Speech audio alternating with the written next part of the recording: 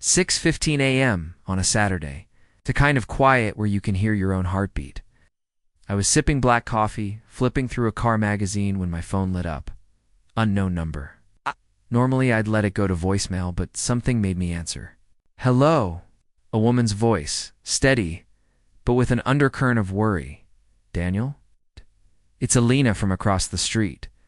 My car won't start, and I'm supposed to be at my gallery showing in 2 hours. Could you? I remembered Elena Winters, the artist who moved in 3 months ago after her divorce. I'd waved a few times, but never really talked to her. Now she was calling me the neighborhood's unofficial mechanic at dawn.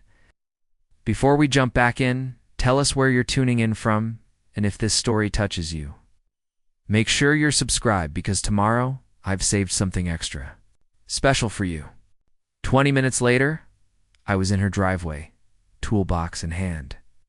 The morning air was crisp with autumn, leaves crunching under my boots. Lena stood beside her vintage Volvo 240, arms crossed against the chill.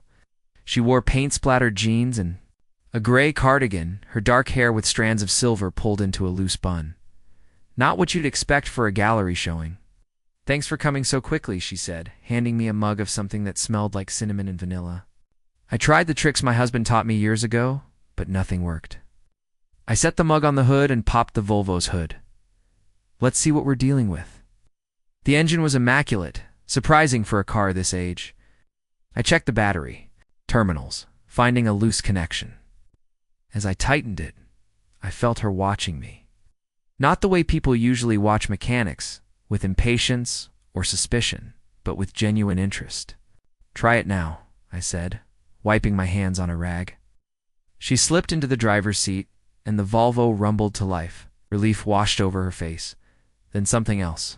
Embarrassment, maybe. Such a simple fix. I should have caught that. Loose. Connections are easy to miss, I replied, closing the hood. Your car's in great shape, though. These old Volvos are tanks if you maintain them. Lena's eyes lingered on me a moment too long. My husband never looked at me like that, she said. Suddenly? Like what? I asked, confusion replacing my mechanic's confidence, like I'm worth figuring out. She smiled, a quick flash of vulnerability, before she composed herself. Sorry, inappropriate. Pre-coffee and pre-gallery nerves talking. Felt heat rise to my face despite the cool morning. No harm done. Good luck with your showing today. As I walked back to my house, toolbox swinging at my side, I couldn't shake her words. I'm 34, single for 2 years since Melissa left. Lena had to be in her early 50s. What was I supposed to do with that comment? My phone buzzed again as I reached my front door. Text this time. The gallery is on Main Street, Richardson Gallery. 11 a.m. If you're interested in seeing what I create when I'm not having car emergencies. Elena, I stared at my phone. Was this a friendly invitation or something more? I hadn't been to an art gallery since college, and that was only because my humanities professor required it. Curiosity tugged at me. And the memory of Elena's words, my husband never looked at me like that, lingered like a question I couldn't answer. My house felt emptier than usual that morning. It's just me and my tools and the half-finished restoration project in the garage, a 1967 Mustang that consumed my weekends.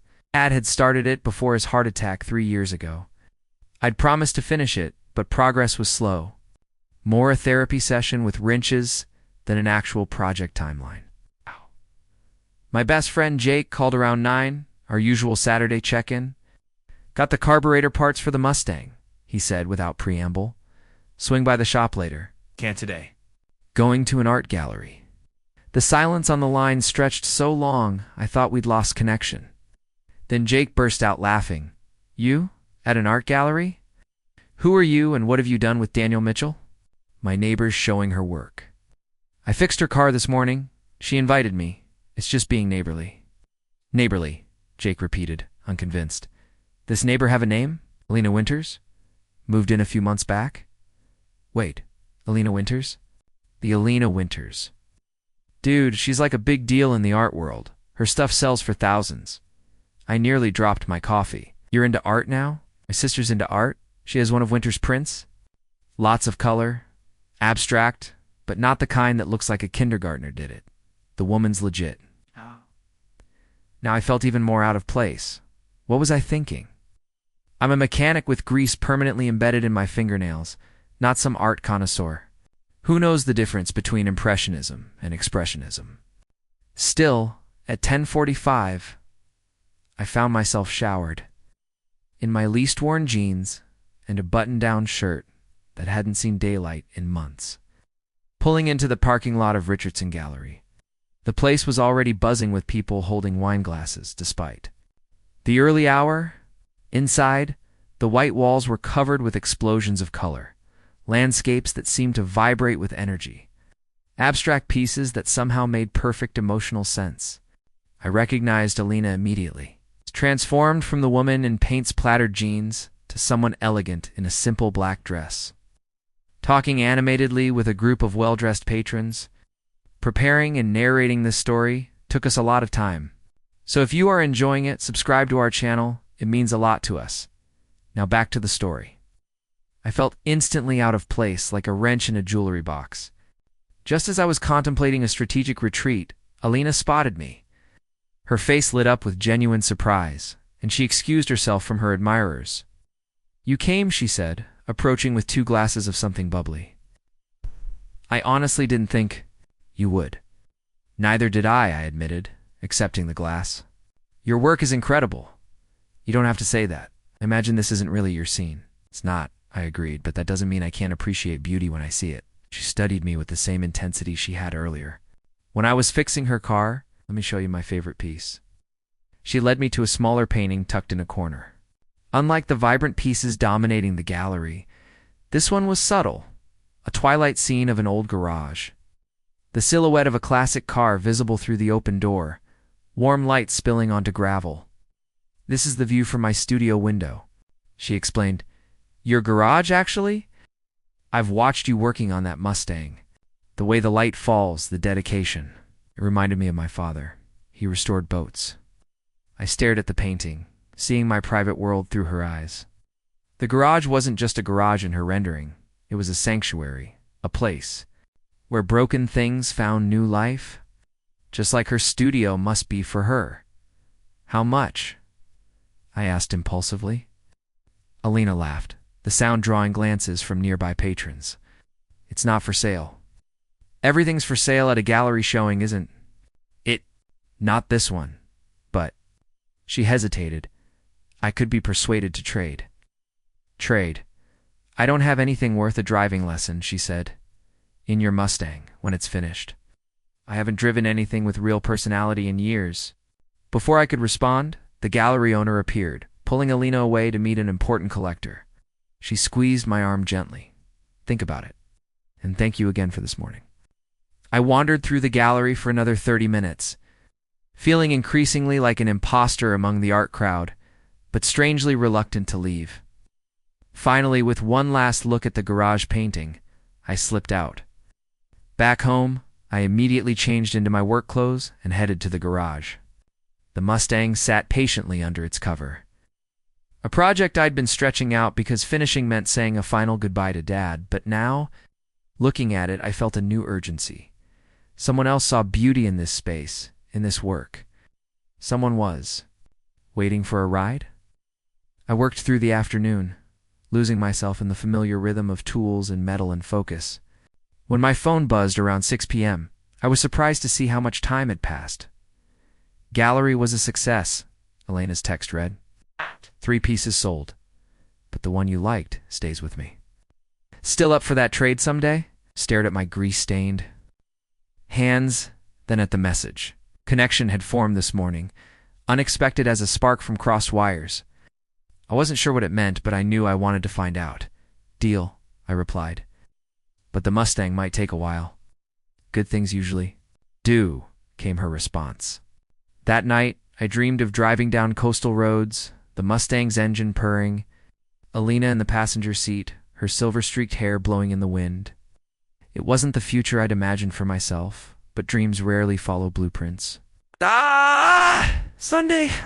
Morning arrived with the scent of rain and the sound of a car struggling to start. I recognized the distinctive cough of Elena's Volvo immediately. Grabbing my toolbox, I crossed the street without even changing out of my pajama bottoms and t-shirt. Elena was behind the wheel, hair still tousled from sleep, wearing an oversized Seattle sweatshirt. The contrast to yesterday's gallery sophisticate was striking. "We meet again," I said, approaching her window. "Same problem?" she sighed, leaning her head against the steering wheel.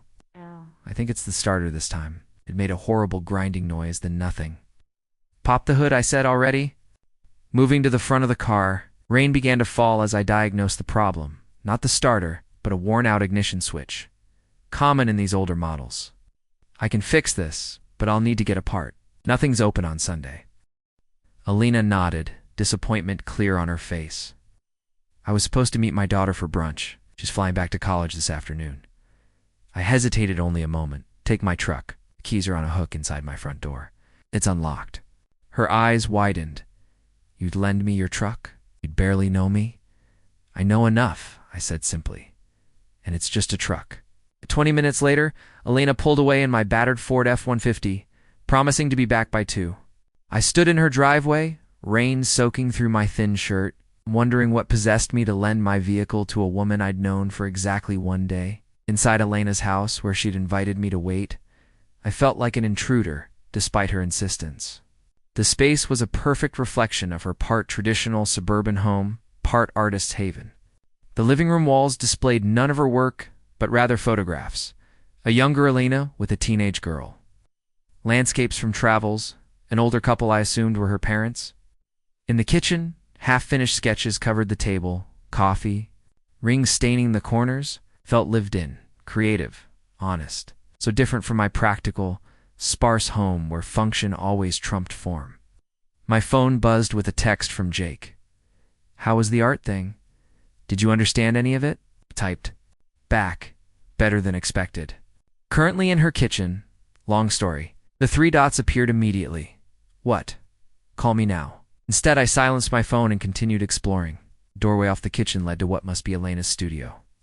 I hesitated at the threshold, feeling this might be crossing a line, but curiosity won out.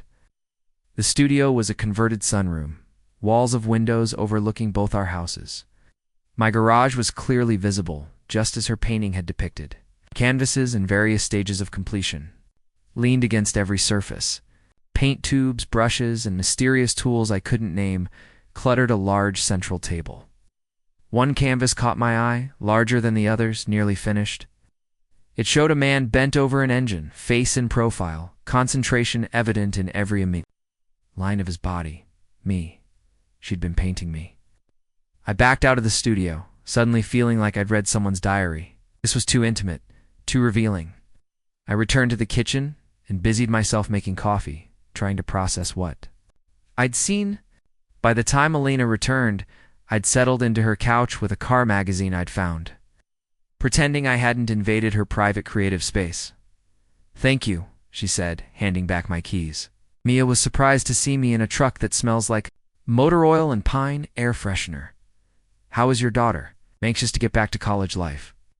20-year-olds don't have much patience for Sunday brunches with mom, she smiled, but I caught the wistfulness behind it.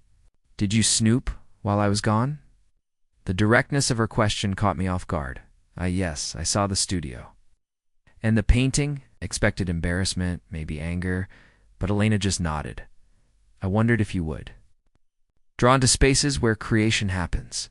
Garages, studios, kitchens. "Why are you painting me?" The question came out more bluntly than I intended. She considered me for a long moment. "It's the same reason you're restoring that Mustang. To understand something that speaks to me." The air between us seemed to thicken. I became acutely aware of our age difference, of how little we knew each other, of how unexpectedly drawn to her I felt. It wasn't just physical attraction, though that was definitely part of it. It was recognition of kindred spirit, of someone who saw beauty in the things I valued. "I should go," I said, standing abruptly. "I'll order that part for your Volvo tomorrow." Elena walked me to the door. Rain still fell steadily, turning the world gray and intimate.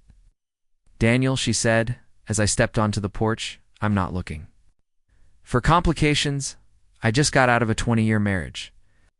"You're younger, but I'm glad you came to the gallery yesterday." "I'm glad I fixed your car," I replied, unsure what else to say. Her laugh was warm, genuine. "Me too." Otherwise, I'd still be looking at you through my studio windows instead of my kitchen. I jogged home through the rain, aware that something fundamental had shifted in my carefully ordered life. The Mustang waited in the garage, patient as always, but now it felt like more than just a promise to my father. It was becoming a bridge to something, or someone, unexpected. Monday morning arrived with a text from Elena. Coffee before work? I owe you for yesterday's rescue. We met at Caldwell's, a coffee shop halfway between her gallery and my auto shop. She wore a green blouse that made her eyes seem more hazel than brown, her silver-streaked hair pulled back in a loose ponytail. I was already in my work uniform, dark blue, with Mitchell's Auto Repair embroidered on the pocket. Your family business? She asked, nodding at the logo. My father's. He started it 30 years ago. I took over after he died, and the Mustang was his too. I nodded, surprised she remembered that detail. His dream project. Heart attack got him before he could finish it. So you're finishing it for him? It wasn't a question. The most intimate form of love, you know? Completing someone else's dream? The conversation shifted to lighter topics, her upcoming shows, my most interesting repairs, the neighborhood gossip about Mrs. Harlow's mysterious late-night visitors. We carefully avoided mentioning the painting I'd discovered or the strange connection forming between us. As we were leaving, Elena hesitated before asking, would you want to have dinner sometime? Real dinner, not coffee or emergency car repairs. The invitation hung between us, weighted with implications. I thought about the 20-year age gap, about what my friends would say, about how complicated this could become. I'd like that. I heard myself saying, her smile was worth any complication. That evening, Jake stopped by the shop as I was closing up. Spill it, he demanded, perching on my workbench. What's going on with the artist neighbor? I shrugged, wiping grease. From a wrench? Nothing. I fixed her car, went to her gallery. Now, we're having dinner. Jake's eyebrows shot up. Dinner? Like a date? Like two neighbors having a meal together? Two neighbors with an obvious thing for each other. Jake shook his head. Hey, she's got to be what, 50? 52, I corrected, then regretted it when Jake's face broke into a knowing grin. Look, I don't care about the age thing, but are you sure this is what you want? After Melissa, the mention of my ex-fiancé stung less than it used to. This isn't about Melissa. I don't know what I want. I just know Elena sees things in a way that makes me want to see more. Jake studied me for a long moment, then nodded. All right, just be careful. Rebound relationships are tricky enough without adding in the whole Mrs. Robinson factor. Threw a greasy rag at him, which he dodged easily. It's not like that, and don't call her Mrs. Robinson. But after Jake left, his words lingered. Was this a rebound? 2 years in the making? Was I attracted to Elena because she was so different from Melissa, who'd left me for her corporate lawyer with his corner office and perfect teeth, or was it something more genuine? The part for Elena's Volvo arrived Tuesday. Installed it. After work, and by Wednesday, her car was running perfectly again.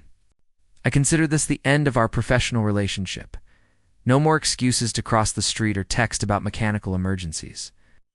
But Thursday evening, as I was working on the Mustang, the garage door opened to catch the last of the sunlight.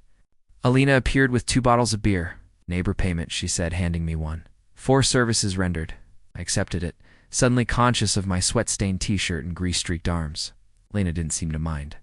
She leaned against the workbench, taking in the disassembled engine parts with genuine interest. Tell me about it, she said, nodding toward the Mustang. What makes this car special? So I did. I told her about finding it with Dad in a farmer's field, rusted and forgotten. It's about how he'd talked about this model since I was a kid, how he'd saved for years to buy it, how the restoration was supposed to be our retirement project together, how his heart had other plans. Lena listened without interruption, occasionally sipping her beer, her eyes moving between me and the car, as if connecting pieces of a puzzle. And when it's finished? She asked when I finally ran out of words. I don't know, I admitted. That's the part I haven't figured out yet. She nodded as if this made perfect sense. That's how art works too.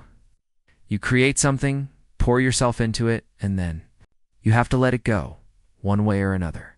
Send it out into the world, or put it away forever.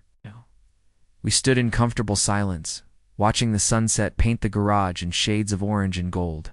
I could feel her presence beside me, not intrusive, but complimentary, like a perfectly balanced engine. "Still on for dinner Saturday?" she asked as she was leaving. "Absolutely. I'll pick you up at 7. As her footsteps faded across the street, I turned back to the Mustang with renewed purpose. For the first time since Dad died, I wasn't just working on his dream. I was building something toward my own future, whatever that might be. Friday crawled by at the shop, each oil change and tire rotation stretching into eternity. My mind kept wandering to tomorrow's dinner, to Elena's smile, to the painting of me in her studio. By closing time, I was so distracted that I nearly ordered the wrong parts for Mrs. Peterson's Buick. At home, I spent an embarrassing amount of time deciding what to wear tomorrow. My wardrobe consisted mainly of work uniforms, jeans, and t-shirts, nothing suitable for whatever restaurant Elena might be expecting. Finally, I called Jake in desperation. "Just wear something clean that fits," he advised with obvious amusement. "And maybe don't talk about carburetors all night." "It's very helpful," I muttered. "Seriously, though," Jake's voice softened. "Just be yourself." That's obviously what she's interested in. The thought was both reassuring and terrifying. Who was I, beyond the mechanic, the son finishing his father's project? What did Elena see when she looked at me that her ex-husband had missed in her?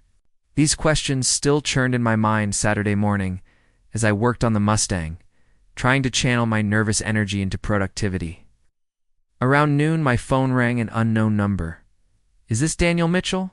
A young woman's voice, vaguely familiar. "Yes, who's this?" "Mia Winters, Elena's daughter." She paused. "My mom mentioned you're having dinner tonight." My stomach dropped. Was this the protective daughter call? "That's right. Like I'm not calling to give you the 3rd degree. She sighed. "My mom's been through a lot. My dad was not great to her for a long time." I sat on my workbench, giving her my full attention. "I'm sorry to hear that. She seems different since meeting you. Lighter, but she's also vulnerable right now. And you're younger," I finished for her. "I know. It's not just the age thing. It's that she's still figuring out who she is without him. Just be careful with her, okay? She deserves someone who sees her." The echo of Elena's words, "My husband never looked at me like that," resonated with new meaning. "I do see her," I said quietly. "I'm not sure where this is going, but I wouldn't hurt her intentionally." Mia was silent for a moment. "That's okay. And Daniel, she likes Thai food. Not the Americanized stuff. The spicier the better." I smiled. "Noted. Thanks for the tip." After we hung up, I sat in the garage for a long time, thinking about Elena, about seeing and being seen, about the courage it takes to start over, whether with a rusted Mustang or a broken heart. By 6:30 I was showered, dressed in my one decent button-down shirt, and the jeans Jake swore made me look less like a mechanic and more like a guy who might know about wine. I'd made reservations at Bangkok Garden, the most authentic Thai place in town according to online reviews.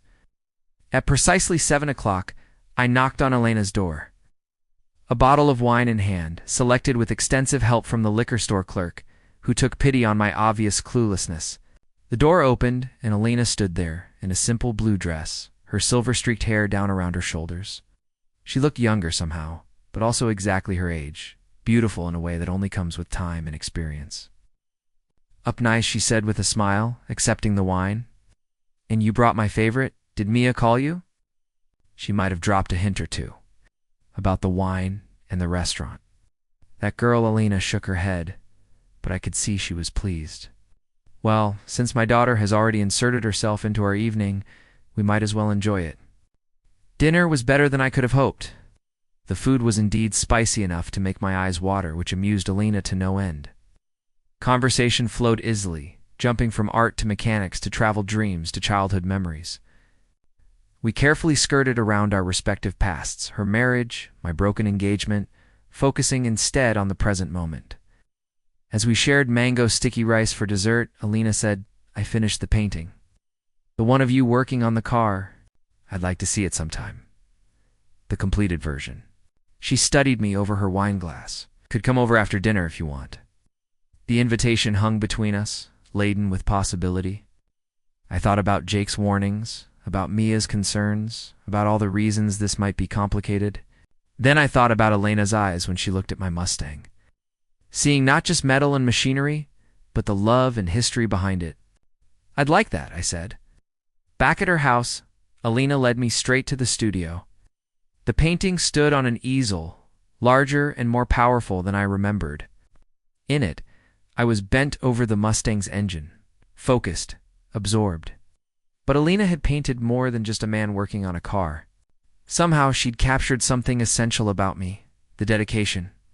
Yes, but also the grief, the promise-keeping, the hope for restoration that went beyond metal and rubber. It's called legacy, she said quietly. What do you think? Struggled to find words. You saw all that, just watching from your window? I recognized it, she corrected gently. The way we recognize parts of ourselves in others, that focused determination, the care for something most people would throw away. I understand that. I turned to her, suddenly certain of what I wanted. Elena, I know this is fast. I know there are complications, our ages, your recent divorce, my everything. But I want to see where this goes. She stepped closer, her hand coming to rest lightly on my arm. My husband never looked at me like you do, not just with attraction, though. That's there too. But with recognition. Like you're really seeing me, not just what I can do or be for someone else. I am seeing you, I said simply. Our first kiss was tentative, questioning, but the second was certain. Later, much later, as we sat on her porch watching stars appear, Elena rested her head against my shoulder. People will talk, she said, the mechanic and the artist. The younger man and the older woman? Let them, I replied, surprising myself with how little I cared. They'll just be jealous they don't have someone looking at them the right way.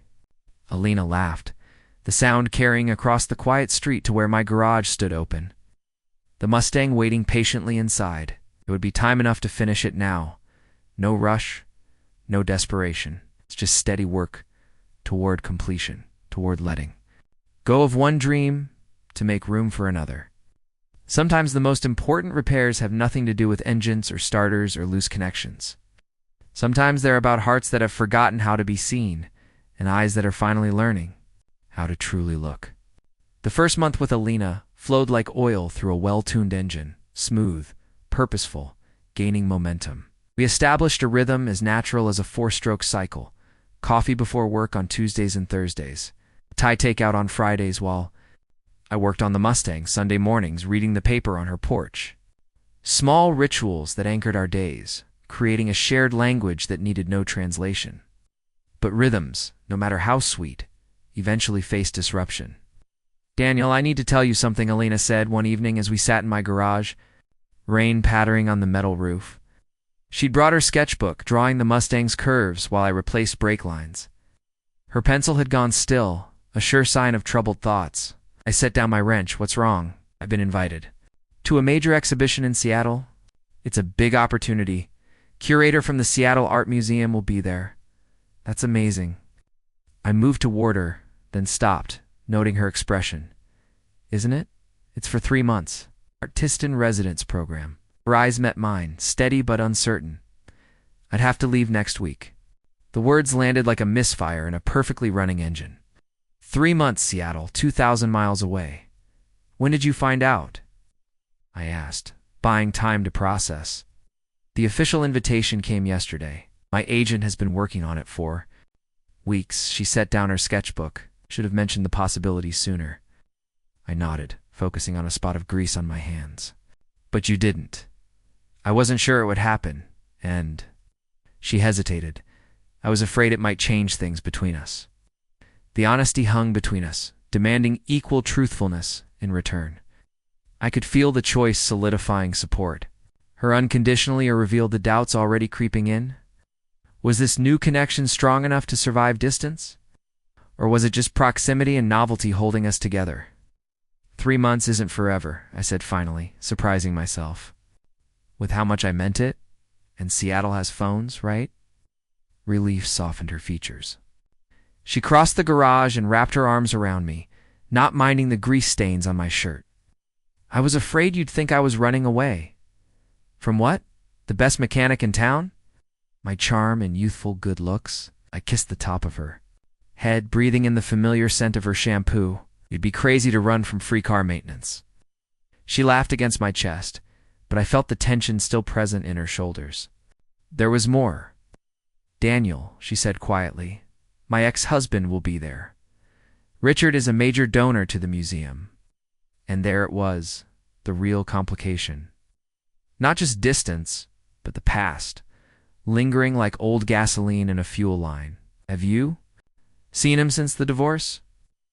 I kept my voice neutral, though something primitive stirred inside me at the mention of the man who had failed to see Elena properly. Once, at Mia's birthday dinner, it was civil. She pulled back to look at me. He knows about you. How Mia told him. Apparently he had quite a reaction to the age difference. Her smile turned wry. He called it my midlife crisis. The irony wasn't lost on me, her ex-husband dismissing our relationship as a phase when he'd left her for someone younger. But I didn't point this out. Instead, I returned to the Mustang, checking a connection that didn't need checking. What are you thinking? Elena asked, watching me work. I'm thinking, I said carefully, that I've never been to Seattle. Her eyebrows rose. What are you? Suggesting not the whole 3 months? But maybe I could visit? See your work in its natural habitat? I straightened up, suddenly self-conscious. If you want me to, that is. The smile that spread across her face was worth every moment of uncertainty. I'd love that. The week before Elena's departure passed in a blur of preparation and increasingly precious shared moments. I helped her pack canvases, stretching long strips of protective material over her work with the same care I'd use on a classic car's finish. She spent hours in her studio, finishing pieces for the exhibition, while I accelerated work on the Mustang, as if completing it might somehow keep us connected across the distance. The night before she left, we sat on her porch swing, a bottle of wine between us. Seattle's perpetual rain forecast pulled up on her phone. You'll need better waterproofing than that denim jacket, she teased, scrolling through weather predictions. I'll just stay indoors, I replied, pulling her closer. Watching your studio apartment, watching you paint. Laughed, but there was an edge to it now, the reality of separation pressing in.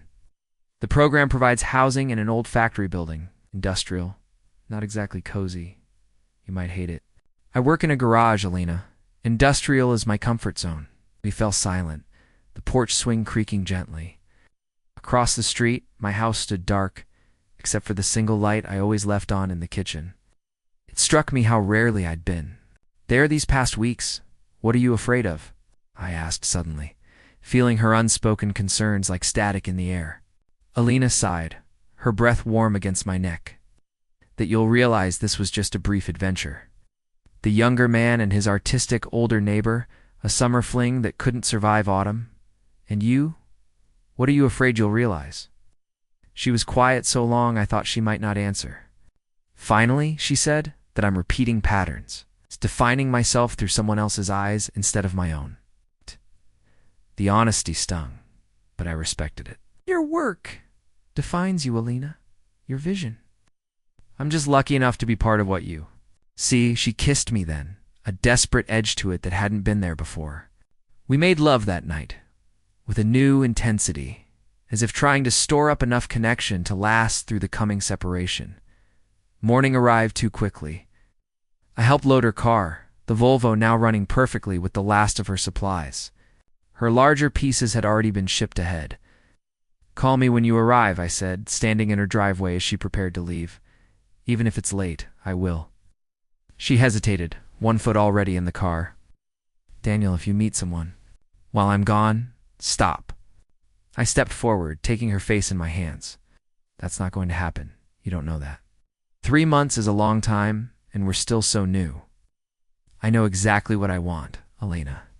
And it's not going to change because of distance, or time, or ex-husbands, or anything else. She nodded, not entirely convinced, but willing to believe. One last kiss, and then she was driving away, the Volvo's taillights disappearing around the corner. I stood in the empty driveway far too long, feeling the absence like a physical thing. Finally, I returned to my garage, to the Mustang, to the one project that could possibly distract me from counting the days until Seattle. Jake appeared that evening with pizza and beer, uninvited but welcome. Thought you might need company, he said, setting the food on my workbench. First night of bachelor life again, I grunted, elbow deep in the Mustang's wiring. I'm not a bachelor. I'm in a long-distance relationship. Right. Jake popped open to beers, sliding one toward me. How long's she gone again? 3 months. He whistled low. That's a commitment test if I ever heard one. I emerged from under the hood, wiping my hands. It's not a test. It's an opportunity for her career. Same difference. Jake took a long pull from his beer. So, when are you visiting the Emerald City? Next month. Taking a week off from the shop, meeting the ex. I froze mid-reach for a slice of pizza. That's not the plan. Jake raised his eyebrows. But he'll be there, right, Mr. Museum? Donor, you think he's not going to show up to see his ex-wife's exhibition? The thought had been gnawing at me since Elena mentioned Richard's connection to the museum. I'd pushed it aside, focusing instead on the distance, the logistics, the excitement of seeing Elena in her professional element. But Jake's blunt question brought it rushing back. If he shows up, he shows up, I said with forced casualness. Elena and I are solid. Jake nodded, but something in his expression suggested he wasn't convinced. Just be prepared, that's all. I'm saying. Exes have a way of complicating things, especially when there's history and money involved. I changed the subject, asking about his latest date, but the seed of worry had been planted. That night after Jake left, I found myself scrolling through my phone, typing Richard Winters Seattle into the search bar. The results were immediate and intimidating. Richard Winters, tech entrepreneur, philanthropist, major donor to arts, organizations across the Pacific Northwest. News photos showed a distinguished man in his late 50s, silver hair perfectly styled, standing confidently beside various celebrities and civic leaders. In one photo, a much younger woman clung to his arm, the intern he'd left Elena for, now apparently his second wife. I set the phone down, a sour taste in my mouth. Oh, what was I doing? Stalking my girlfriend's ex-husband online like some insecure teenager? This wasn't like me. But the images lingered. Richard in his tailored suits, his world of galas and influence. So different from my garage and grease-stained hands. A world Elena had once been part of might still belong in. The first week without Elena stretched endlessly. We talked every night, her voice tired but excited as she described the studio space. The other artists, the vibrant energy of Seattle's art scene.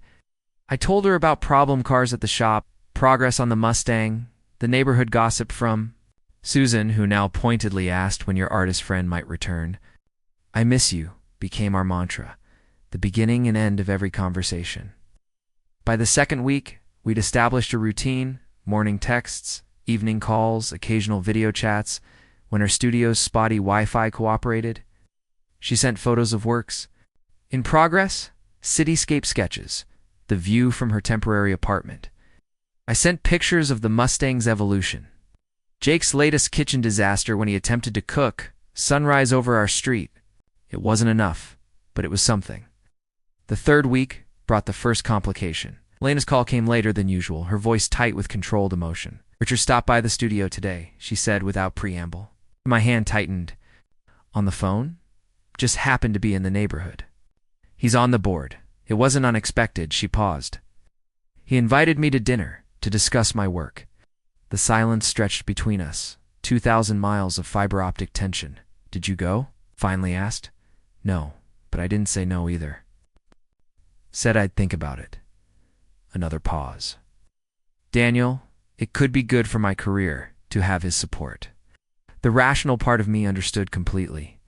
The irrational part imagined Elena across a candlelit table from her sophisticated ex-husband, remembering their shared history, perhaps wondering if leaving had been his mistake or hers. You should go, I heard myself say. If it's important. For your work? Are you sure? The relief in her voice was both gratifying and painful. I trust you, Elena, and this is your career, your chance. I wouldn't want you to miss an opportunity because of whatever Richard was to you. Is that what you're worried about? That I still have feelings for him? Ran a hand through my hair, glad she couldn't see my expression.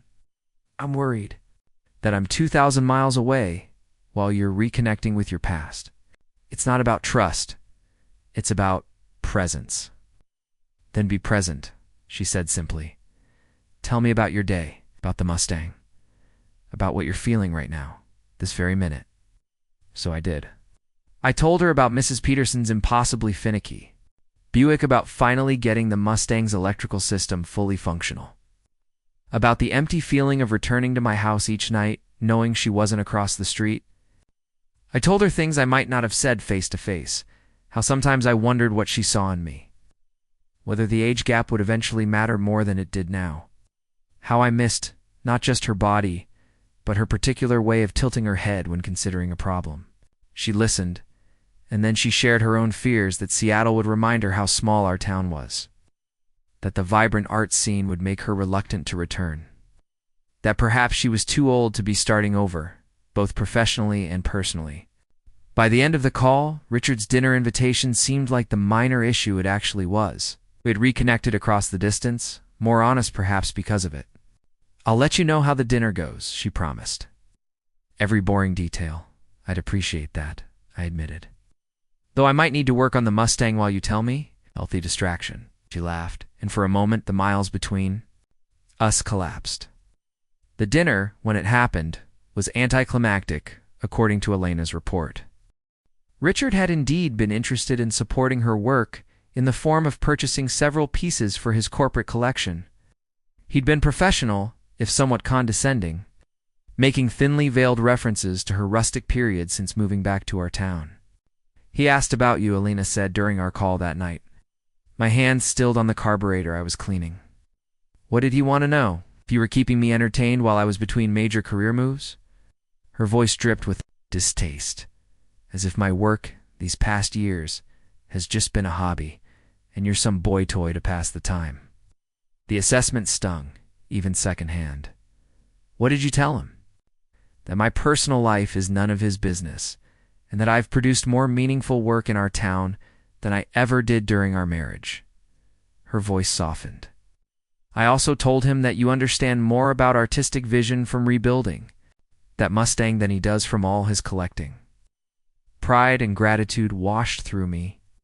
I wish I could have seen his face. It was priceless, almost worth the mediocre salmon. She laughed, then grew serious.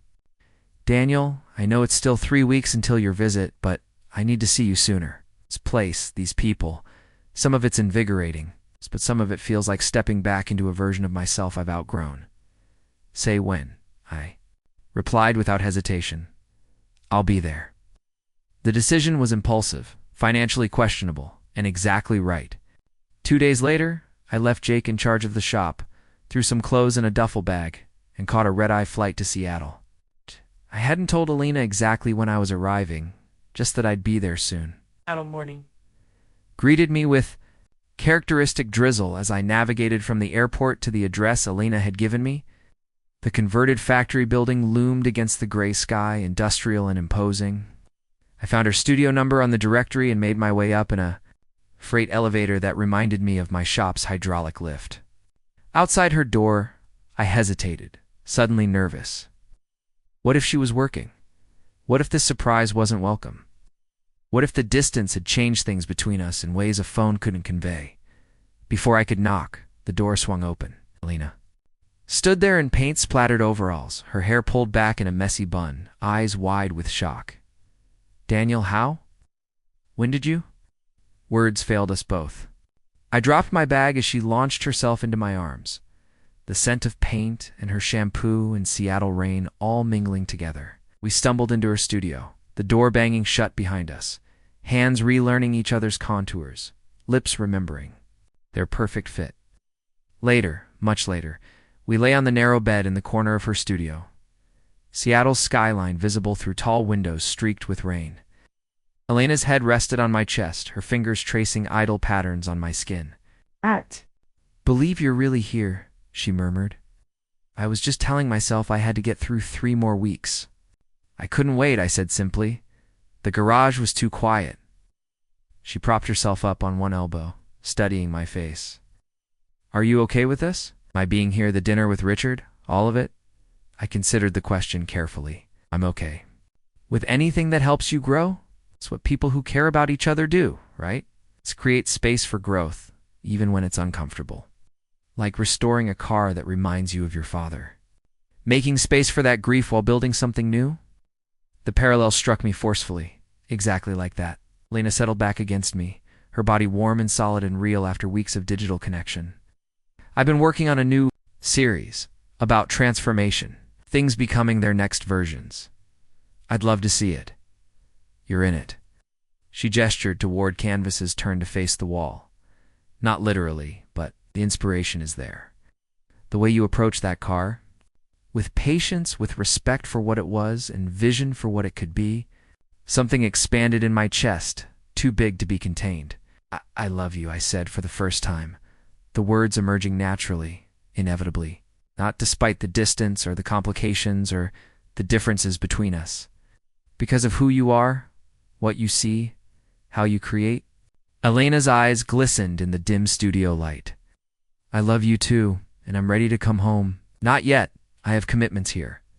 But when this is done, I know where I belong. We spent the next 3 days in a bubble of reconnection, exploring. Seattle, between rainstorms, Elena showing me her favorite waterfront spots, me marveling at the Pike Place market where fish flew through the air and flowers sold for half what they cost back home. She introduced me to the other artists in residence, none of whom seemed surprised by our age difference or my profession. In the creative bubble of the program, conventional expectations seemed irrelevant. On my last evening, Elena had a small showing of works in progress. I stood back, watching with pride as gallery owners and curators discussed her new direction, the evolution of her style, the depth she'd developed. Richard did not appear, which was either coincidence or Elena's careful planning. I didn't ask. Which, as we walked back to her studio after the showing, arm in arm, under a shared umbrella, Elena squeezed my hand. 1 month more, she said, then I'm coming home for good. The Mustang will be waiting, I promised. Maybe even running. And the mechanic? She asked, a teasing lilt in her voice. Will he be waiting too? I stopped in the middle of the rain-slicked sidewalk, turning to face her. Lena, when you come home, I don't want to go back to separate houses. I want us to build something together, not just time stolen between work and other obligations. Her eyes widened. Are you asking me to move in with you? I'm asking for more than that. But let's start there. Your house. I don't care which. I just know I don't want to watch you from across the street anymore. The kiss she gave me tasted of rain and promise and future tense. Yes, she whispered against my lips. Absolutely yes. On the plane ride home, watching Seattle disappear beneath the clouds, I realized something fundamental had shifted. The distance hadn't weakened our connection. It had crystallized it, forcing us to articulate what might have remained assumed in daily proximity. I returned to my garage with renewed purpose, to the Mustang with clearer vision. The car was no longer just a memorial to my father, but a bridge to my future with Elena, with whatever came next. Each part I restored was both homage and preparation. Grief and anticipation intertwined. 1 month could wait 1 more month, knowing what waited on the other side. With 1 week left before Elena's return, I finally fired up the Mustang's engine. The mechanical heartbeat rumbled through the garage, vibrating the concrete floor beneath my feet. After countless hours of restoration, the sound felt like victory, not just over rusted metal and corroded wires, but over grief itself. Dad would have loved this moment. I patted the car as he'd like a proud parent. That's one beautiful sound, Jake said from the doorway, where he'd been watching the culmination of our 3-year project. Your dad would be doing cartwheels, right? Now, probably just a handstand. He had dignity. I grinned, unable to contain my satisfaction as the engine purred with increasing confidence. Jake approached, running an appreciative hand along the Mustang's fender, just in time for the grand reunion tour. When's Elena back again? Saturday. 4 days, 7 hours, and I glanced at my watch. 23 minutes. Not that I'm counting. Clearly. Jake smirked, but his eyes were kind. You've got it bad, Mitchell. Never thought I'd see the day you'd track someone's arrival down to the minute. I shut off the engine, the silence sudden and profound. Neither did I. It wasn't just Elena's return I was anticipating. During our daily calls, we'd settled on a plan. She would move into my house. The larger of our two while we prepared her place to sell. The decision felt momentous, yet utterly natural, like the next logical step in an equation that somehow made perfect sense, despite its unlikely variables. You're really doing this, Jake said, reading my thoughts with the accuracy of 20 years friendship, living together, the whole deal. The whole deal, I confirmed, wiping my hands on a shop rag. Does that surprise you? Jake considered the question seriously. Not anymore. You've been different since she left. More, I don't know, anchored. Like you're not just going through the motions anymore. His observation struck me. Was right. Something had shifted during Elena's absence. The routines of my life, the shop, the house, even working on the Mustang, had previously felt like placeholders, habits to fill time until... What? Until Dad came back? Till I figured out what I really wanted? But now, these same activities had taken on purpose and direction. I've been thinking about the shop, I said, surprising myself with the admission. About expanding. Maybe. Bringing in restoration work, not just repairs. There's a market for it. Jake's eyebrows shot up. That's ambitious. Your dad always talked about that, but he played it safe, I finished. I know. It felt risky then. Still does. But I gestured at the Mustang. There's something about bringing something back to life, making it better than it was. I want more of that. A slow smile spread across Jake's face. Elena's rubbed off on you. Next thing you'll be painting landscapes and discussing light refraction. I threw the shop rag at him, which he dodged easily. Shut up and help me check the transmission. I want this thing road ready by Saturday. The next 3 days passed in a blur of preparation. Beyond finishing the Mustang, I found myself scrutinizing my house with new eyes. Elena's eyes. The sparse bachelor decor, functional but uninspired, suddenly seemed inadequate. I cleared out the spare bedroom that had become a storage dump, shampooed carpets, even bought new towels for the bathroom. She's seen your place before, my sister Diane teased when she caught me comparing paint swatches for the living room. If she agreed to move in, she's already accepted your questionable aesthetic choices. It's different now, I tried to explain. Before she was visiting. Now she'll be living here, bringing her stuff, her art, her feminine touch, to civilize the savage mechanic's den. Diane supplied with a smirk. I frowned. That's not it. I want her to feel like this is her home too, not just my place that she's staying in. Diane's expression softened. I know, little brother, and for what it's worth, I think you two make sense together. In a weird age gap artist meets grease monkey kind of way. Coming from my pragmatic older sister, this was high praise indeed. Friday night, I could barely sleep. The Mustang was ready, gleaming in the garage after its final detailing. The house was as prepared as it could be without crossing into desperate territory. I'd stocked the refrigerator with Elena's favorite foods, cleared closet space even. Hung one of her smaller paintings, a gift from before she left, in the entryway.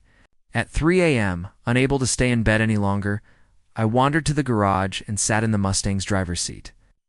The leather creaked beneath me, the restored dashboard glowing faintly in the dim light. Dad and I had dreamed about this car for years. Before finding it, the search itself becoming a ritual that connected us through my teenage years and into adulthood. I think you'd like her, Dad, I said aloud to the empty garage. She sees things differently, makes me see things differently too. The silence that answered wasn't empty anymore, not heavy with absence, as it had been for so long, but comfortable, accepting. For the first time since his death, I felt my father's presence without the accompanying stab of loss. Progress, not just in metal and chrome, but in heart and mind. Saturday morning dawned clear and crisp, a perfect October day. Elena's flight was scheduled to land at 11:27 a.m. I'd insisted on picking her up despite her protests about airport parking. "I have a surprise," was all I'd tell her, enjoying the anticipation of revealing the completed Mustang. At the airport, I paced the arrivals area, checking the flight status every few minutes, even though I knew it had landed on time. Streamed past, reuniting with loved ones in a blur of embraces and exclamations. And then suddenly, there she was. Elena spotted me immediately, her face lighting up with recognition and something deeper. She wore a deep blue travel outfit that made her silver-streaked hair seem to glow. A scarf I hadn't seen before draped around her neck. 3 months apart dissolved in an instant. We met in the middle of the concourse, oblivious to the flow of travelers around us.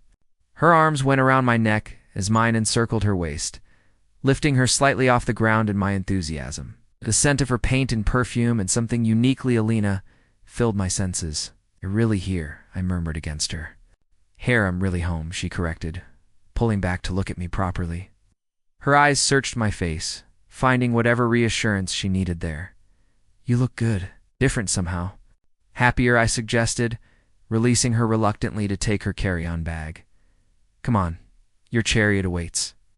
Elena raised an eyebrow. "Is that what we're calling your truck now? Elevated language for a vehicle with a dent in every panel?" "You'll see," I replied mysteriously, leading her toward short-term parking. When we reached the Mustang, Elena stopped short, her free hand flying to her mouth. The morning sunlight gleamed on the car's restored cherry-red finish, the chrome, accents sparkling like jewelry against the deep color. "Daniel," she breathed, "you finished it." "Just in time for your homecoming." I opened the passenger door with a flourish. "Your ride, madam?" Elena approached the car with reverence, running her hand along the roof before sliding into the passenger seat. The leather interior, painstakingly restored to its original glory, enveloped her like a welcoming embrace. I joined her in the driver's seat, suddenly nervous. "What do you think?" "It's magnificent," she said softly. "Your father would be so proud." The simple statement hit me with unexpected force, swallowed hard against the emotion rising in my throat. That means a lot, coming from an artist. Elena's hand found mine across the console, not just as an artist. As someone who understands what this represents, completion, transformation, honoring the past while creating something new. I started the engine, the Mustang's rumble filling the parking garage with mechanical music. Elena closed her eyes, absorbing the sound and vibration. "Now that's a masterpiece," she declared as we pulled out of the parking space. The drive home was a triumph lap. The Mustang performed flawlessly, drawing appreciative glances at stoplights. Elena rested her hand on my thigh, her face tilted toward the open window, hair dancing in the breeze. The moment felt cinematic, perfect in its simplicity. The car, the woman, the open road ahead. As we turned onto our street, Elena straightened. In her seat, Daniel stopped the car. I pulled over concerned. "What's wrong?" "Nothing," she assured me, reaching for her purse. "I just need to capture this moment." She pulled out a small sketchbook and pencil, quickly capturing the view down our street, the familiar houses, the autumn trees, the Mustangs who'd stretching before us. A few deft strokes captured what felt like a turning point, the return. That was also a beginning. When we finally pulled into my driveway, our driveway now, the reality of the change settled over us. Elena's larger items had been shipped ahead, boxes stacked neatly in the living room awaiting her direction. Her artwork, carefully wrapped, leaned against the walls like guests waiting to be properly introduced to their new home. "Welcome home," I said, helping her from the car. She stood in the driveway, looking from her house across the street to mine, ours with a thoughtful expression. "It's strange. I've lived across from this house for over a year, but standing here now feels completely different?" "Good different?" I asked, suddenly uncertain. Elena's smile dispelled my doubt. "The best kind of different. Like all the pieces are finally in the right places." We spent the day unpacking, finding places for her belongings among mine. Each item sparked conversations, memories, plans for the future. Elena's coffee mugs mingled with mine in the cupboard. Her books filled the empty shelves I'd never quite managed to populate. Her paintings transformed blank walls into galleries of color and emotion. By evening, exhausted but satisfied, we collapsed onto the couch with takeout from our favorite Thai place. The house had transformed in subtle but profound ways, still recognizably mine, but softened, enriched, completed by Elena's presence. "I have something for you," she said after dinner, retrieving a flat package from her luggage. "A homecoming gift, I suppose." I unwrapped it carefully to find a painting I hadn't seen before, the view from her studio in Seattle, but with a twist. In the foreground was the silhouette of a classic car, clearly the Mustang, parked beside the water. And beside it, two figures stood close together, faces turned toward the horizon. "It's us," I said, tracing the figures with my fingertip. "In Seattle." And here, Elena added, "Everywhere it's called Distance Collapsed." I set the painting carefully aside before pulling her into my arms. "I love it. And I love you. Even though I've invaded your bachelor paradise with throw pillows and art supplies," she teased. "Especially because of that," I assured her. "This place was never really finished until now." That night, as Elena slept beside me, her breath soft and even in the darkness, I thought about completion of the Mustang of my home, of the circle that had begun with loss and somehow led to this moment of profound finding. Dad's absence would always be part of me, but it no longer defined my story. The integration of our lives continued in the weeks that followed. Elena set up a studio in what had been my unused dining room, light flooding through the bay windows that had previously served no purpose beyond gathering dust. I expanded my garage workspace, finally unpacking specialized tools I'd inherited from Dad, but had never quite had the heart to use. Our routines adjusted, melded, created a new rhythm. Elena painted in the mornings while I was at the shop, then often joined me in the garage in the evenings, sketching while I worked on customer projects or further refinements to the Mustang. Weekends became adventures, drives in the Mustang to hidden spots Elena wanted to paint, antique shops where we hunted for quirky additions to our home, gallery openings where I was now recognized as Elena's Daniel by the local art crowd. 1 month after Elena's return, I took the final step in my expansion plans for the shop. With her encouragement, I signed the lease on the vacant building adjacent to Mitchell's Auto Repair, officially creating Mitchell's Classic Restorations. As a sister business, it's perfect timing, Jake insisted, as we toured the dusty space, envisioning lifts and specialized equipment. "The repair business is stable enough to support this until it gets established. Plus, you've got free advertising," Elena added, nodding toward the Mustang parked outside. "Nothing sells restoration services like a perfect example of what you can do." While the auto repair shop had always felt like an inheritance Dad's business that I was maintaining, the restoration venture was mine. Elena understood this distinction instinctively, supporting my vision while giving me space to develop it on my own terms. As December approached, bringing colder weather and holiday preparations, Elena received an unexpected call. Her Seattle exhibition had caught the attention of a major gallery in New York, interested in featuring her work in a spring showing. "It would mean another trip," she said that evening, curled beside me on the couch. 2 weeks in New York for the opening and related events. I felt a momentary twinge at the thought of another separation, but it faded quickly. "That's incredible, Elena. You have to do it." She studied my face carefully. "You're sure? After last time?" "Time was different," I pointed out.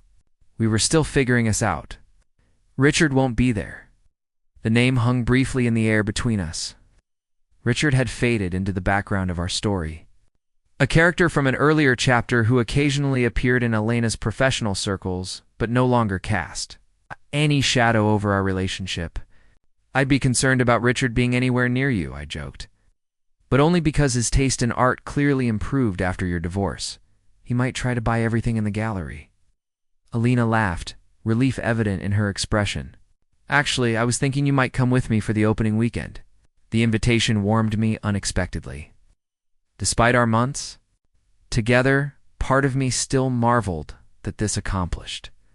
Sophisticated woman wanted to introduce me a small-town mechanic to her professional world. "I'd be honored," I said sincerely. "Though I'll need a crash course in art terminology beyond I like the colors." "Your instincts are better than you think," Elena assured me. "You have an eye for balance, for how things work together." that translates across disciplines. Her confidence in me, so freely given, continued to be one of the greatest gifts of our relationship. Where others might have seen only differences between us, age, education, profession, Elena consistently found connections, parallels, shared perspectives. Christmas arrived with a light dusting of snow, transforming our street into a scene from a holiday card.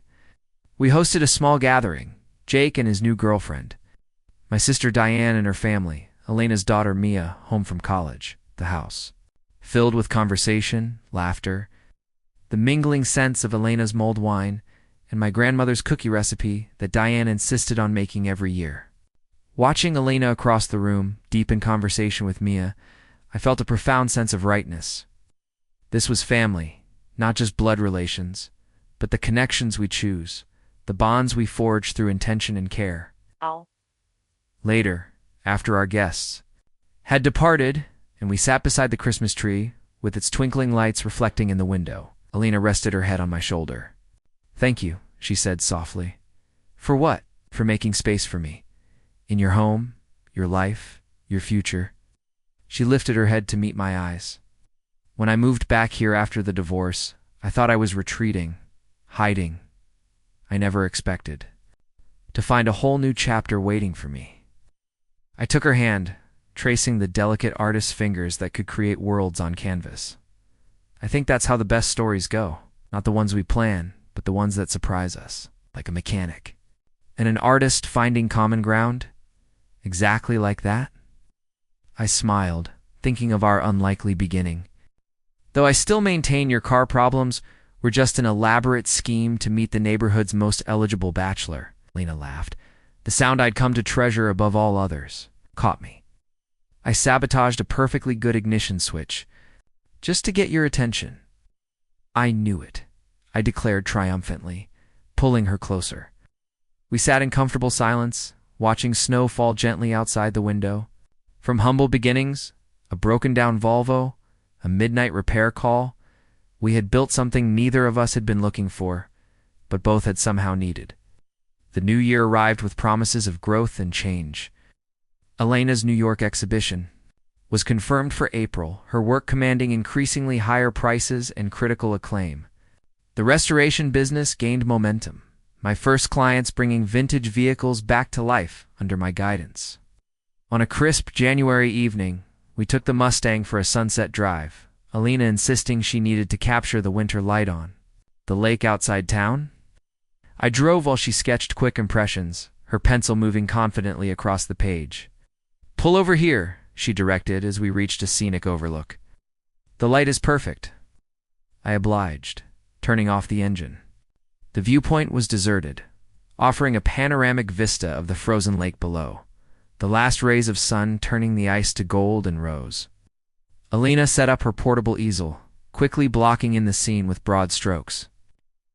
I watched her work, still, fascinated by the transformation of blank canvas into vibrant image under her hands. "You're staring," she noted, without looking up from her painting. "I'm appreciating," I corrected. "The artist at work is as beautiful as the art itself." She glanced at me, a smile playing at her lips. "Flattery will get you everywhere, Mr. Mitchell. I'm counting on it, Ms. Winters."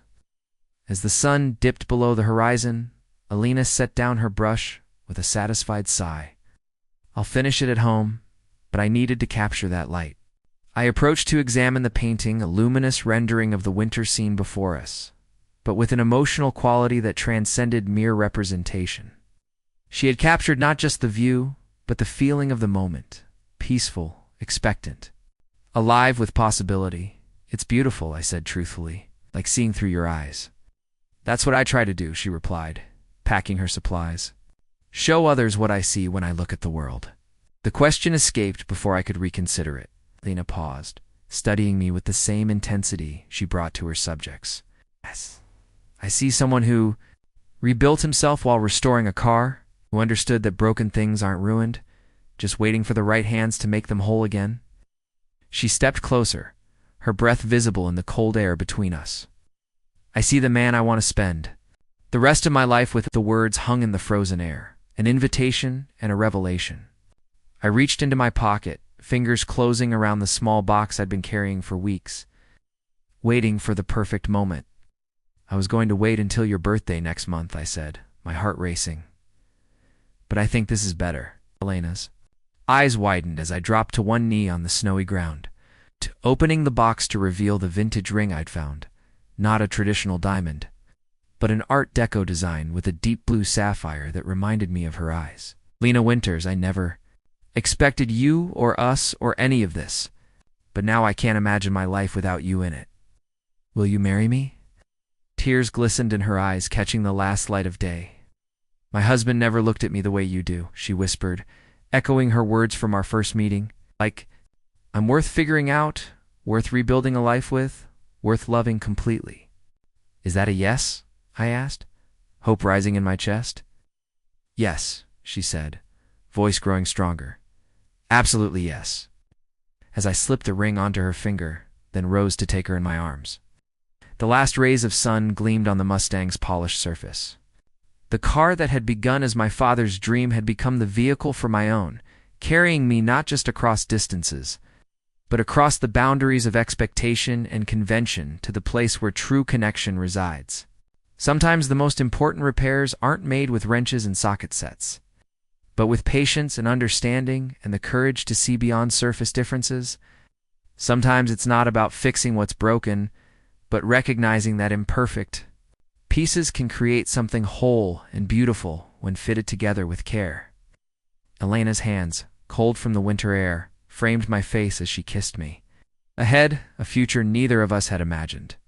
Stretched like an open road, ready for the journey we would take together, spring arrived with a symphony of changes. The restoration business blossomed faster than the cherry trees lining our street, bringing classic cars and their passionate owners to my expanded garage.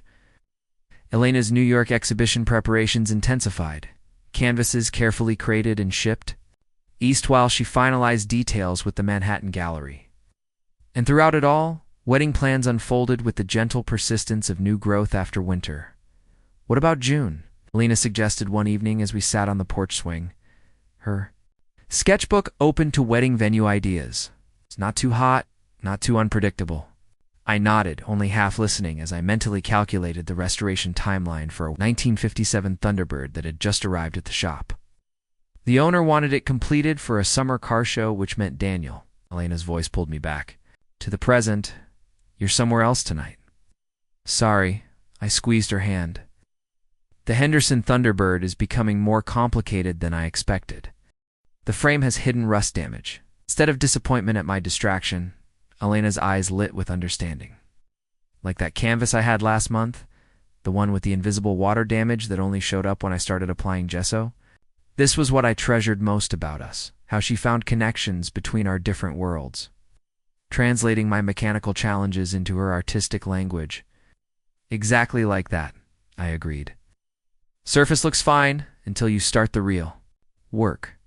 She closed her sketchbook, giving me her full attention. Tell me about it. Yeah.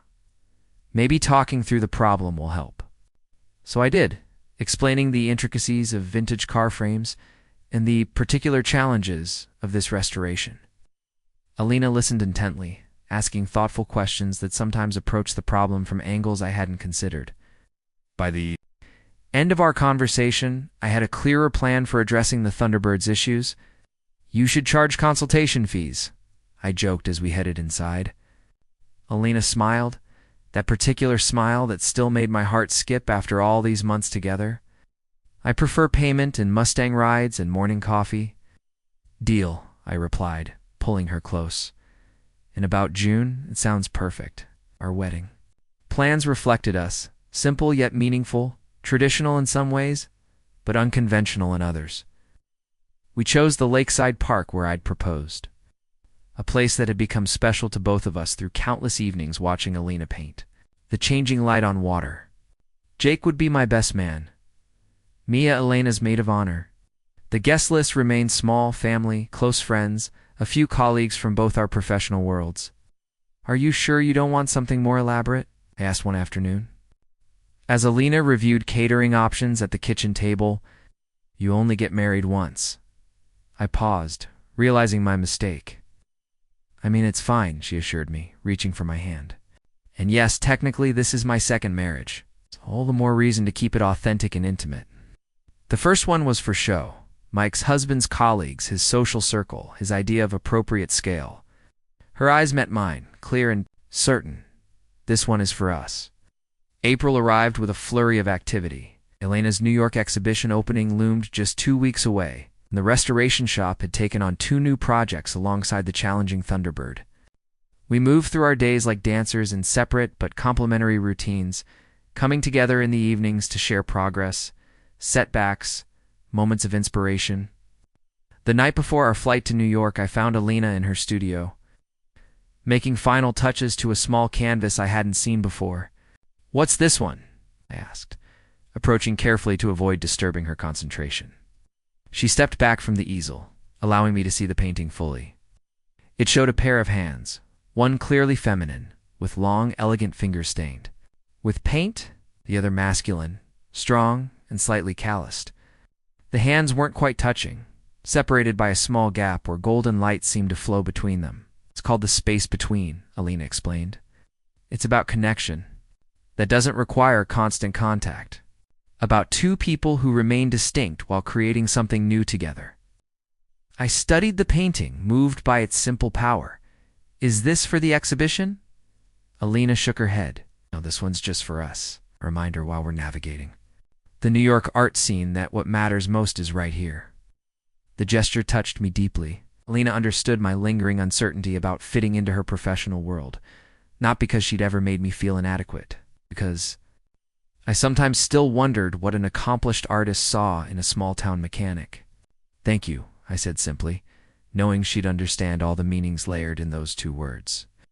New York greeted us with its characteristic intensity, noise, movement, energy pulsing through concrete and steel. Elena navigated the city with the confidence of someone who'd spent significant time there during her previous marriage, while I absorbed the sensory overload with wide-eyed fascination. The gallery was located in Chelsea, an industrial space transformed into a temple of light and open space. Elena's work dominated the main room, her vibrant landscapes and abstracts bringing color and emotion to the stark white walls. Seeing her paintings displayed this way, unified yet each distinct, I gained a new appreciation for the scope of her talent. "It's extraordinary," I told her as we walked through the empty gallery the day before the opening. "Seeing them all together like this?" Lena squeezed my hand, uncharacteristically nervous. "Do you really think so? These New York critics can be brutal?" "I know so," I replied with absolute certainty. "Your work speaks to people, Elena. It creates a connection. That's rare in any field." She looked at me with such tenderness it almost hurt. How did I find someone who understands my work so intuitively without any formal art education? "The same way you understand what makes an engine sing without." "Mechanical training," I answered. Some connections transcend expertise. Opening night exceeded even Elena's cautious expectations. The gallery filled with art world luminaries, collectors, critics, and fellow artists. Elena moved through the crowd with grace, discussing her techniques and inspirations, accepting both praise and thoughtful critique with equal composure. I found my role evolving as the evening progressed, initially hanging back, uncertain of my place. I gradually became drawn into conversations, first about Elena's work, and surprisingly about my own profession. "You restore classic cars?" A distinguished older gentleman with wire-rimmed glasses leaned in with interest after Elena introduced us. "That's fascinating. I have a 1963 Corvette Stingray gathering dust in my garage upstate." Before I knew it, I was deep in conversation about the particular challenges of Corvette restoration. Pulling out my phone to show before and after photos of recent projects, other guests joined our discussion, revealing unexpected connections between art conservation and automotive restoration, the reverence for original materials, the balance between authenticity and function, the way objects carry stories across generations. "You're a hit," Elena whispered when she managed to rejoin me, slipping her arm through mine. "I've had 3 people ask for your business card." "I didn't bring any," I admitted, slightly embarrassed. "Didn't think there'd be much call for classic car restoration at an art opening in Manhattan." "Always be prepared," she teased, pulling a small stack from her clutch bag. I had these made just in case. Cards were elegant yet masculine. Mitchell's Classic Restorations, embossed in vintage-inspired typography over an image of the Mustang's distinctive silhouette.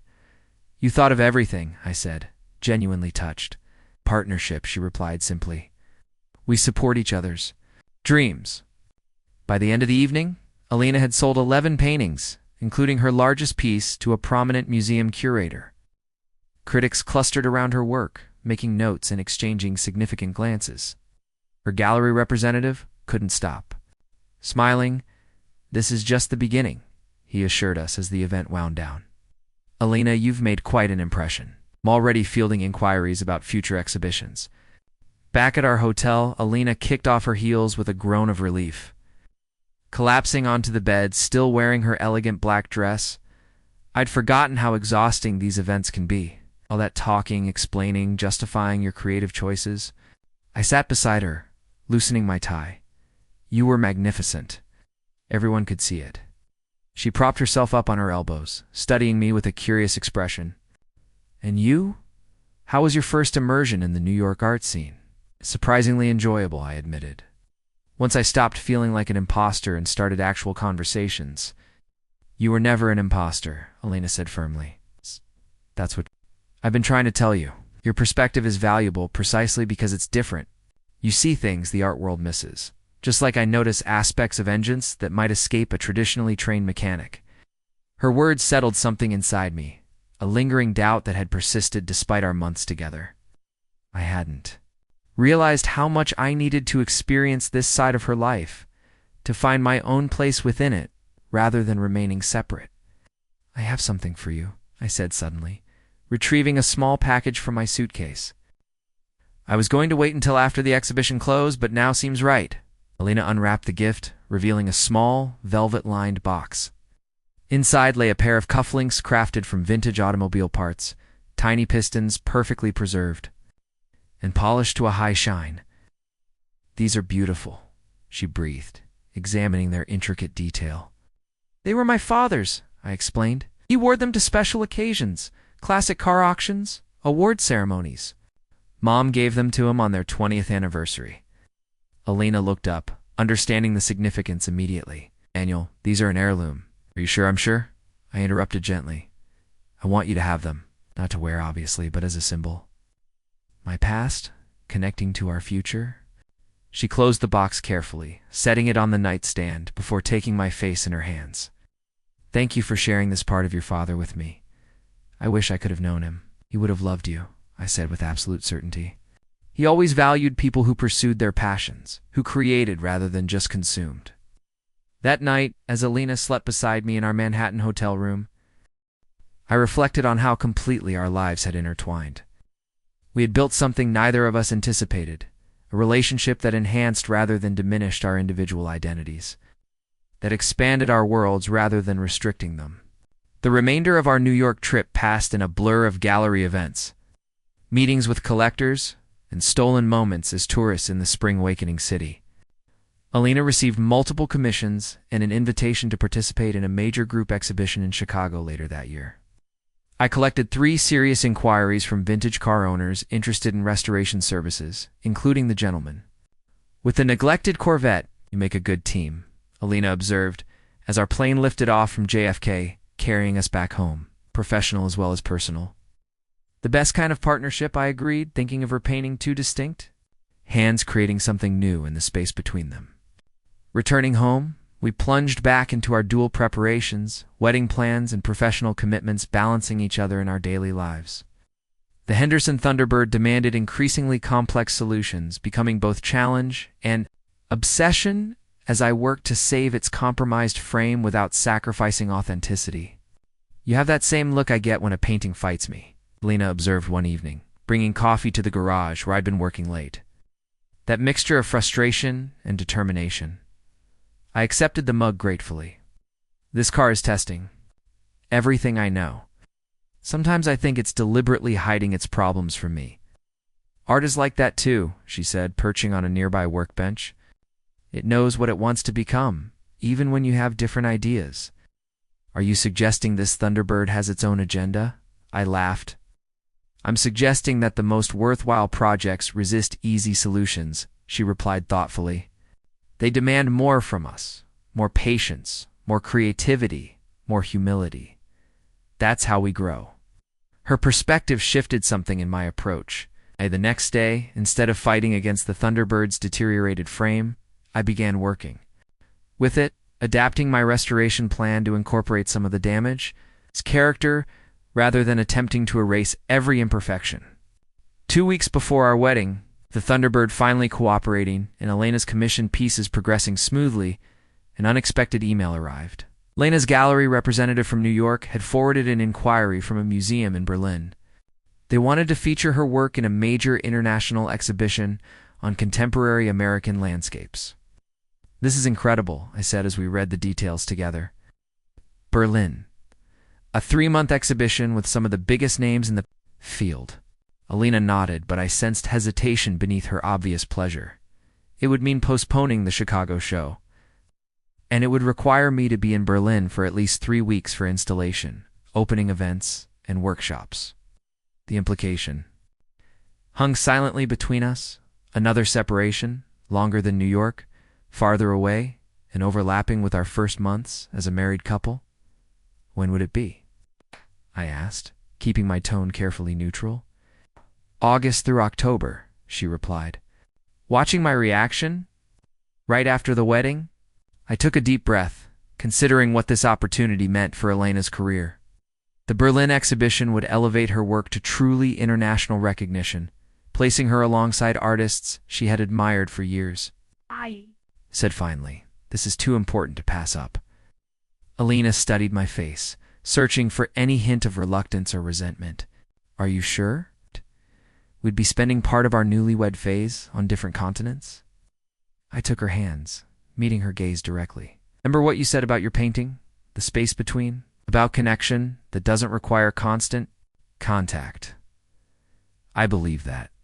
3 weeks in Berlin won't change what we've built together. Relief and love washed across her face. What about the 3 months of the exhibition? Will you visit? Try and stop me, I grinned. I've always wanted to see German engineering up close. Plus, I hear they have some impressive car museums. Elena laughed, the tension dissolving. You and your automotive tourism. Hey, you have your art galleries, I have my car collections. I pulled her into my arms. Besides, it's about time Mitchell's classic restorations went international. Maybe I'll pick up some European clients. The wedding day dawned with perfect June weather, clear skies, gentle breeze, temperatures mild enough for outdoor comfort. As Jake helped me with my tie in the small lakeside cabin serving as the groom's preparation area, I felt a surprising calm. No jitters, no second thoughts, just absolute certainty. We're weirdly serene for a guy about to get married, Jake observed, adjusting his own tie in the mirror. I expected at least some pacing or nervous jokes.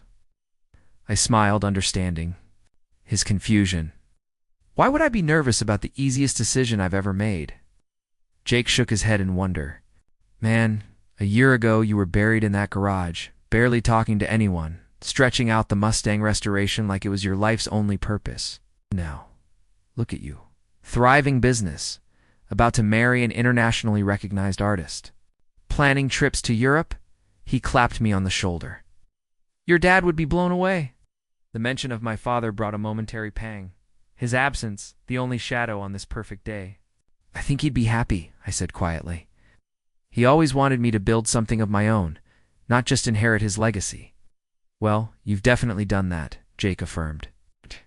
In more ways than one. The ceremony itself passed in a blur of emotion. In perfect moments, Lena walking toward me in a simple ivory dress that made her silver-streaked hair shine like platinum. Mia, beaming with genuine happiness for her mother. The vows we had written ourselves, promising not ownership or control, but partnership and growth. The moment the officiant pronounced us husband and wife, and Elena's eyes met mine with such joy, I felt it physically, like sunlight breaking through clouds. At the reception, under a tent beside the shimmering lake, Elena's artist friends mingled. With my mechanics and restoration clients, my sister Diane's children darted between tables, fascinated by the different worlds colliding in this celebration. The Mustang stood proudly displayed near the entrance, festooned with tasteful white ribbons and flowers, a symbol of restoration and renewal that everyone understood. During a quiet moment between dances, Elena and I slipped away to the lakeside. Watching the sunset paint the water with the colors she so often captured in her work. "Happy?" I asked, my arm around her waist. "Beyond words," she replied, leaning into me. Though as an artist, I probably should have a better vocabulary. For this feeling, some things defy description, I suggested. Like the sound of a perfectly tuned engine, or the exact shade of light on water at sunset. Elena smiled up at me. "See? You're more poetic than you give yourself credit for." As we stood together at the threshold of our married life, I thought about the unlikely path that had led us here: a broken-down car, midnight repair call, a chance observation. My husband never looked at me like that. From these ordinary beginnings had grown something extraordinary, proving that connection can flourish in the most unexpected places when we're willing to look beyond surface differences to the complementary strengths beneath. "What are you thinking?" Elena asked, noting my contemplative expression. "About how sometimes the most important repairs happen when we're fixing something else entirely," I answered honestly. I thought I was just helping a neighbor with her car, but really, I was finding my future. She turned in my arms to face me fully. I thought I was just getting my Volvo started, but I was actually beginning a journey I never expected. As the first stars appeared above the lake, we rejoined our celebration, the gathering of people who had witnessed and supported our unlikely connection. Tomorrow would bring new challenges, wedding gifts to unwrap, thank you notes to write, preparations for Berlin to finalize. The weeks and months ahead would hold separations and reunions, professional triumphs and inevitable setbacks, all the complexities of building to careers while nurturing one relationship. But tonight was for celebrating the truth we had discovered together, that life's most meaningful restorations aren't about returning to some previous state of perfection. They're about honoring what has been while creating something new, something that carries the marks of experience, not as flaws, but as character, as evidence of a journey authentically traveled. Later, as we drove away from the reception and the Mustang, tin cans rattling behind us and "Just Married" painted on the back window, Elena reached across to take my hand on the gear shift. "My husband is looking at me like that again?" she said with a smile that outshone the dashboard lights. "Like what?" I asked, echoing our first conversation. "Like I'm worth figuring out," she replied. "Like there's no place he'd rather be than right here, discovering what comes next." Squeezed her hand, knowing she was right. There would be roads ahead neither of us could yet imagine, smooth highways and detours, scenic routes and rough terrain, but we would navigate them. Together, two distinct individuals creating something unique in the space between. Sometimes the most powerful transformations begin with the simplest moments: a car that won't start, a neighbor who needs help, a single observation that opens the door to possibility. Sometimes it takes someone else's eyes to help us see ourselves clearly, to recognize potential where others saw only problems, to value experience rather than fearing it. As we drove toward our home, I realized that Elena and I had given each other the same precious gift: the courage to begin again, to build something authentic from the materials of our separate pasts. Not despite our differences in age or profession or perspective, but because of them. Those differences weren't obstacles to overcome, but resources to draw upon. Creating a relationship as unique and irreplaceable as a restored classic or an original canvas, the Mustang's engine hummed beneath us, the culmination of years of patient restoration. Beside me, Elena watched the familiar streets pass by, her artist's eyes no doubt cataloging the play of moonlight on ordinary things, transforming them. Through her vision, and I knew with absolute certainty that whatever challenges awaited us, Berlin exhibitions or difficult restorations, physical separations or creative differences, we had built something that would endure. Not because it was perfect or protected from life's inevitable wear, but because we understood the most fundamental principle of restoration: that broken doesn't mean ruined, that repair is an act of creation, and that sometimes the most beautiful things are those that have been carefully, lovingly rebuilt. Up next, you've got 2 more standout stories right on your screen. If this one hit the mark, you won't want to pass these up. Just click and check them out. And don't forget to subscribe and turn on the notification bell so you don't miss any upload from us.